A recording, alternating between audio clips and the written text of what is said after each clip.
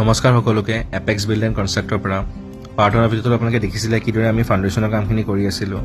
ফাউণ্ডেশ্যনৰ কামৰ লগত আমি আমাৰ চেপ্টিক টেংক আৰু বাউণ্ডেৰী ৱালৰ কামো কৰি আছোঁ। তো এইটো আমাৰ চেপ্টিক টেংকটো আমি প্ৰায় 15 বাই 7 ফুটমান ডাঙৰ ৰাখিছোঁ। ছাইড বাই ছাইড আমাৰ বাউণ্ডেৰী ৱালৰ কামো চলি আছে। চেপ্টিক টেংক আৰু বাউণ্ডেৰী ৱালৰ বাহিৰে আমাৰ আৰ্থ ফিলিং কামো চলি আছে। তো ফিলিঙৰ কাৰণে আমি অকল হোৱাইট ষ্টোন ডাষ্ট ব্যৱহাৰ কৰিছোঁ।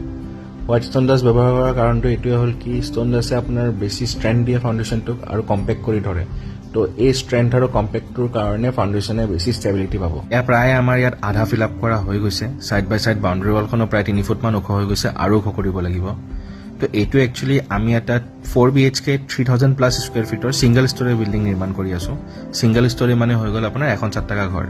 কিন্তু আমি ইয়াত ফাউণ্ডেশ্যনৰ কামটো এনেকুৱাকৈ কৰিছোঁ কি পিছলৈকে যদি ক্লাইণ্টে বিচাৰে আৰু 2খন ছাদ আৰামছে ঢালিব পাৰিব। নেক্সট আমি আমাৰ প্ৰিণ্টৰ কামখিনি আৰম্ভ কৰিম। তো আমাৰ কামখিনি যদি আপোনালোকৰ ভাল লাগিছে এই ভিডিঅ'টো লাইক কৰি দিব, শ্বেয়াৰ কৰি দিব আৰু পেজটো ফ'ল' কৰি দিব। জয় আই অসম।